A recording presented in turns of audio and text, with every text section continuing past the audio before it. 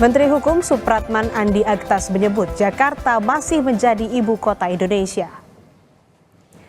Supratman menegaskan Jakarta masih ibu kota negara. Status DKJ akan berlaku setelah ditandatanganinya Kepres terkait perpindahan ibu kota oleh Presiden.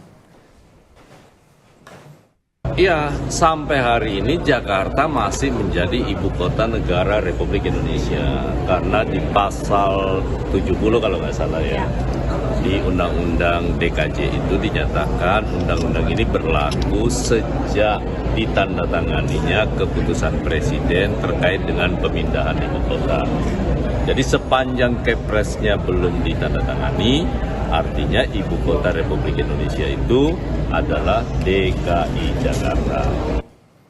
Informasi tadi sekaligus menutup perjumpaan kita di Sapa Indonesia pagi hari ini. Terima kasih telah menyaksikan. Saya Rani Saputro. Dan saya Asri Gunawan. Sampai jumpa.